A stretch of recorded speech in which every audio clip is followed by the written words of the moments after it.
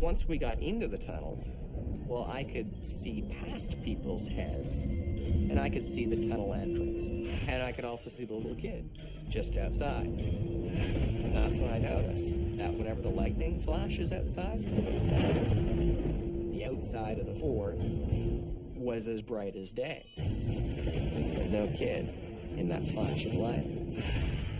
I opened my eyes, and lo and behold, there was a woman in the room staring at me only a few feet away at the end of the bed. The only sensation I remember it being is that this is concrete, this is real. And of course, this freaked me right out.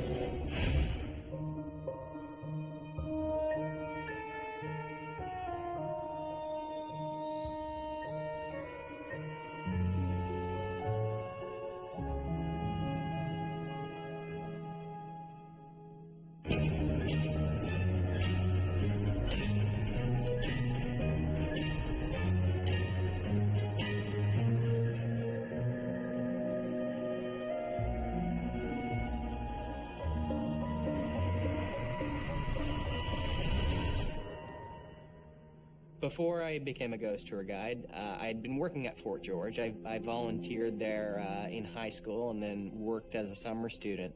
Now, my interest in setting up the ghost tour was not from the ghost end of things.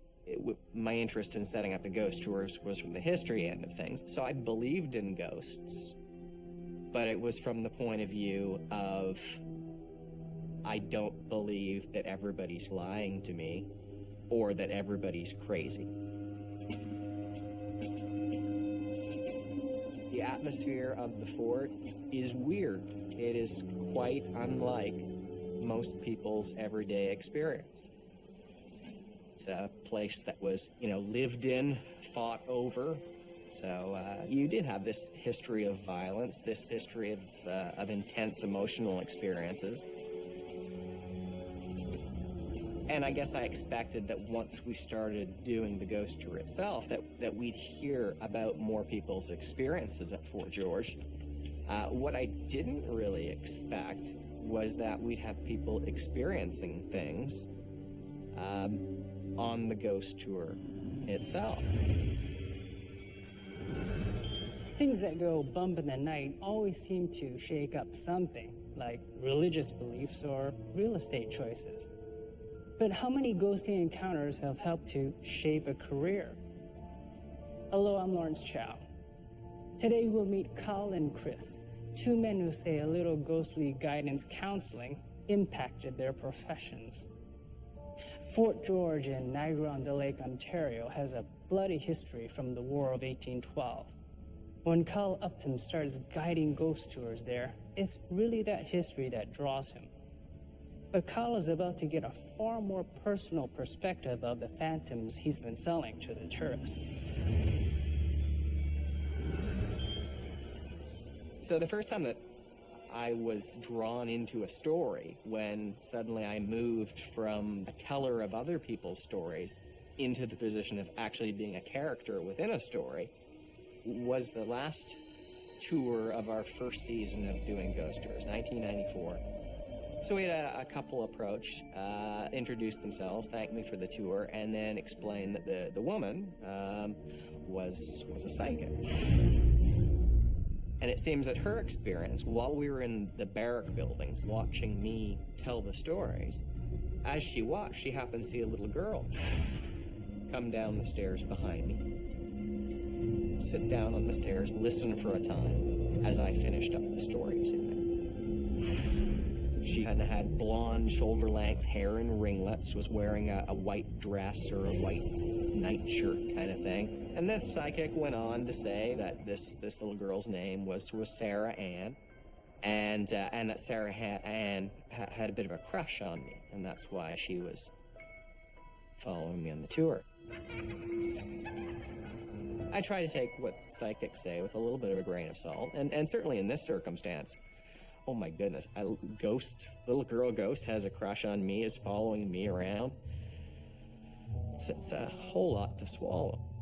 Now, I've since had to move from the choosing to believe category to the having no choice but to believe category. It was the perfect night for ghost stories. Maybe not the best night for ghost tour. We had lightning, we had thunder. Being such miserable weather, there was a fairly small group of people with us that night, which meant that when we got to the back of Fort George and entered the tunnel, great environment for ghost stories. 70 feet straight into the ground, 6 feet wide, 6 feet high, and if you're not carrying the lantern, you can't see your hand in front of your face. Once we got into the tunnel, well, I could see past people's heads, and I could see the tunnel entrance. And I could also see the little kid.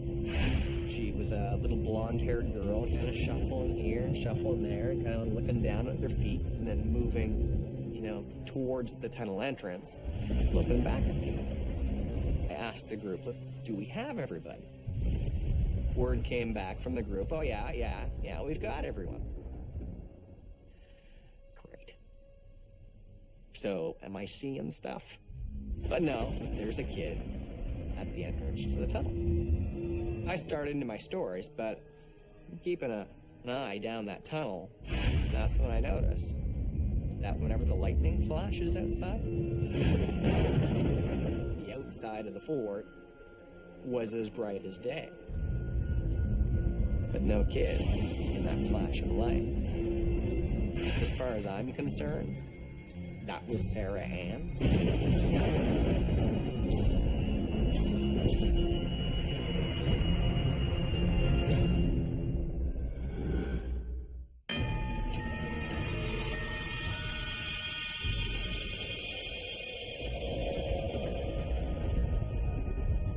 Once we got into the tunnel, well, I could see past people's heads, and I could see the tunnel entrance, and I could also see the little kid. She was a little blonde-haired girl, kind of shuffling here and shuffling there, and kind of looking down at their feet. And that's when I noticed that whenever the lightning flashes outside, the outside of the fort was as bright as day, but no kid in that flash of light. As soon as that flash of white radiance fades, well, there's that kid silhouetted there, the light bouncing off the clouds. So you assume that you must have blinked at the wrong time, but it occurred enough during that time frame to convince me that no, this is definitely Sarah Ann following on the tour.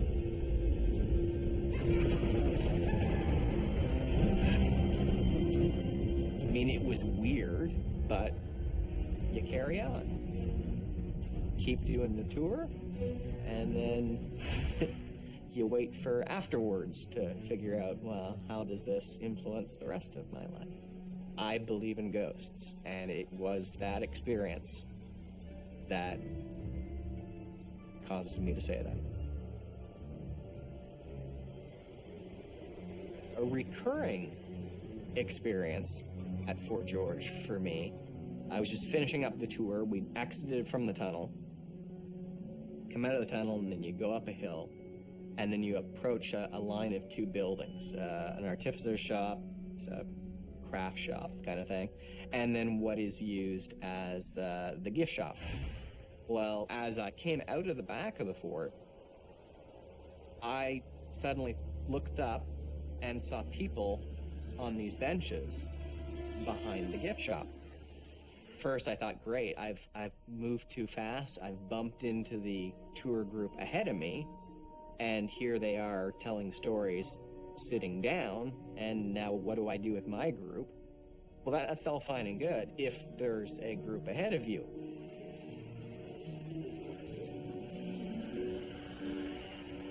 Now, as I got closer to this group, it became more obvious that these were not real people, that what I first saw as figures standing at a distance in the darkness, that as I got closer, I could see that they weren't actually figures at all.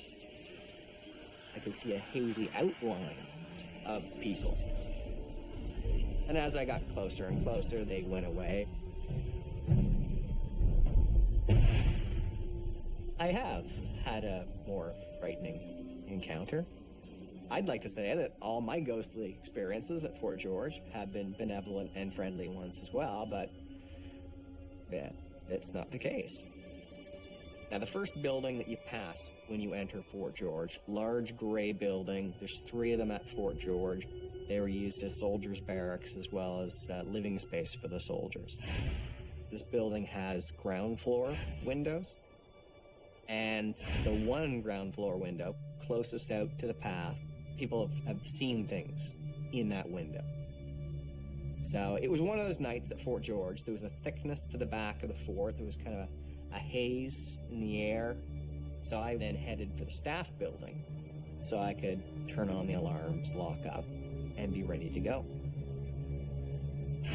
And as I made the corner heading for the staff building, that's when I made the mistake of looking up into that window on Blockhouse 1. There's a male figure silhouetted in the window, staring back at me.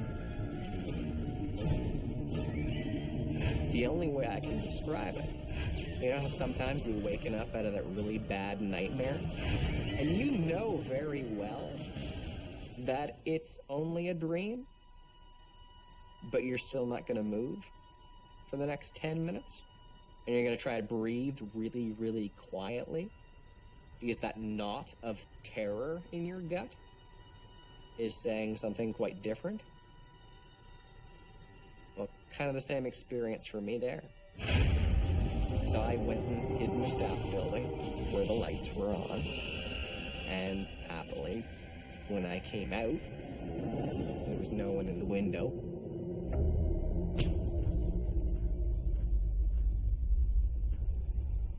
I think that an intense amount of personal growth was triggered by the experiences of dealing directly with the unknown, the unreal, some would say. But I do feel that my world and my world experience is perhaps a little bit bigger than the world experience that a lot of people allow themselves to experience. Kyle is able to draw on what he calls his world experience to bring an element of sincerity to his job, and that undoubtedly makes him a better ghostly tour guide. Chris Doyle is a successful magician. It was a childhood dream, but it would take a haunted house to help him achieve that goal. I've always had an interest in magic. I've been watching magic on television and live for my entire life. One of my uncles was a part-time magician growing up, and I was exposed to magic from an early age. It eventually led to me choosing it as a career option. One experience that I have that sparked my interest in the paranormal is a house that I lived in the early 80s, early to mid 80s. My family and I moved into a house in North York, and the first impression I got off the house was I didn't like it. I remember when I used to come home sometimes, I used to see the house, and I used to feel dread. I didn't want to walk into my own home, because it looks like the house is watching you, you know? The 2 windows are like eyes. You create this in your mind. You're looking at it. You gotta walk into this doorway, which is its mouth, and it's gonna consume you in some way. You're a child. You don't have the freedom to say, hey, look, I'm moving out. You gotta stick it out. You gotta stay. You gotta figure out the best way around it. One such incident that I experienced firsthand was hearing people walking around.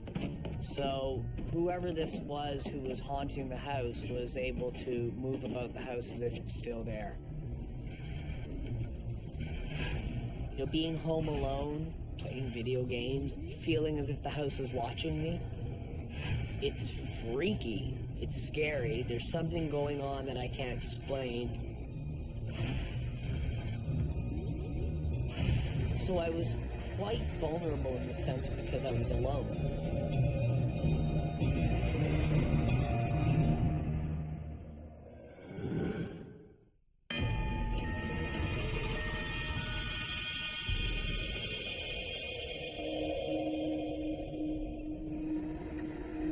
my entire stay in this house that I can recall being a haunted experience.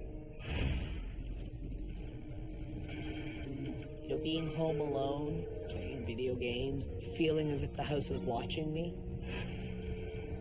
It's freaky. It's scary. There's something going on that I can't explain. So I was quite vulnerable in the sense because I was alone. Being alone, I had to come up with ways to either ignore what was happening and or just accept it, as this is just a part of the environment that I'm in. I gotta be honest, I used to sometimes freak myself out. I would think about it, think about it, think about it to the point where I would be frozen with fear and have to run upstairs and not want to be in the basement.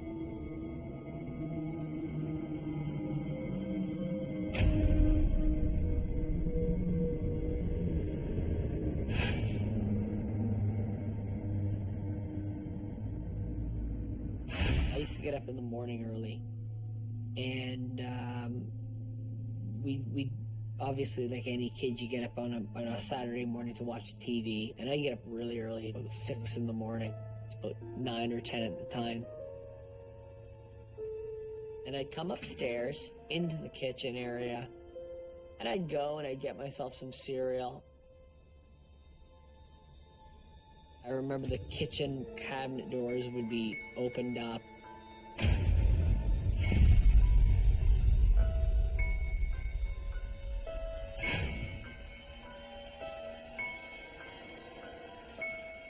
I don't really recall saying anything to anybody about it, but I remember it being something that I thought about over time in the day. One strange event that I recall was I was in the backyard and I was playing around. It was the middle of the afternoon.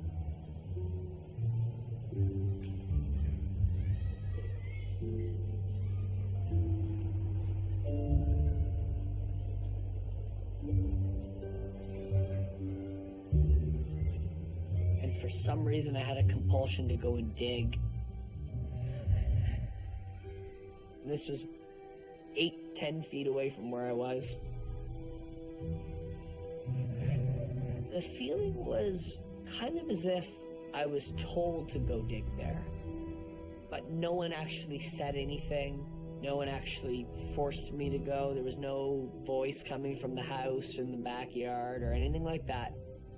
But I was just, for some reason, I just turned around and kind of knew to go out into the backyard and dig a hole.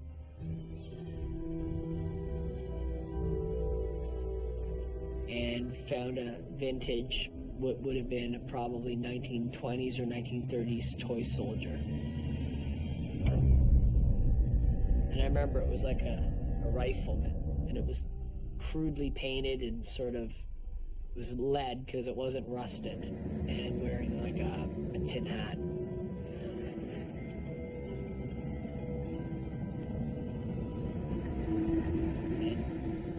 At that moment, I remember thinking the house gave this to me, and I didn't want it. Not only did I want to not only get rid of it, because I could have easily just threw it back in the ground and covered it up, and it would have still been there. I wanted to destroy it and get rid of it. I went down into the basement, and I crushed it in a vise.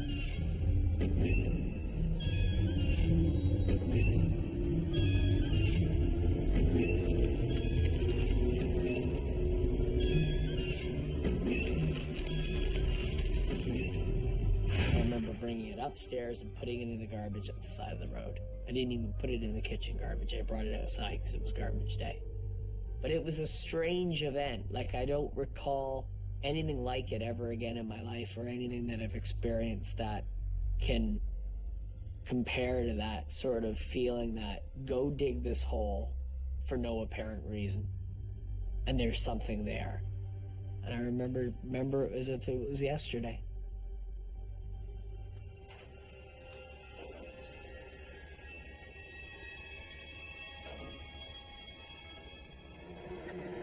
One of the main events of the house that I can recall was at nighttime.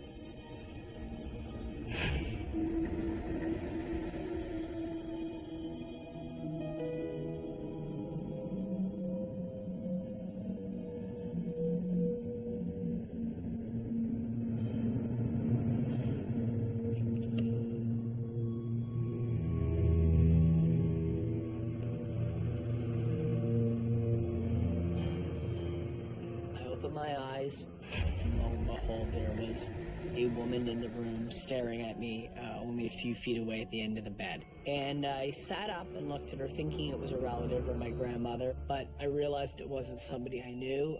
Realized it was something that was unusual. She was all in gray. I could see that she looked like she may have been a housewife. Her hair was pulled back into either a bun or into a ponytail. She looked like she was not too old. She looked like she was in her early to mid 40s. And she just basically stood there and looked at me. And of course, this freaked me right out. I turned over and turned on the television that was next to the bed and literally watched her disappear as the TV came on and brought light into the room. It was just too real and uncanny to have just been something that I dreamt and assumed had been a reality in the middle of the night. So I'd been awake for a little while afterwards, lying there freaked right out. But I remember this time knowing, like, this is something that's in the house and being totally blown away by it. The only thing I could pick up off of her was possibly a sense of a little bit of melancholy would be the only thing I could describe it as. But there was no interaction, there was no communication, all other than her just looking at me. I feel the house is a very strange puzzle. I kind of look back at it and wonder what happened there, who she was, and where she fits into the bigger scheme of things with this house. What I've always thought would be a interesting backstory to what happened was the woman died at a young age in the house, and something drove her to her death, whether it be illness or an event that happened in the house, and she's still there. Maybe she's a mother who lost a child, and she's trying to comfort me in this spooky environment and giving me things. She's watching me over in the middle of the night. Or maybe her husband was a soldier that never came home from war. You know, there's the soldier reference. But there's no proof. I have no backstory for this person, so I don't know.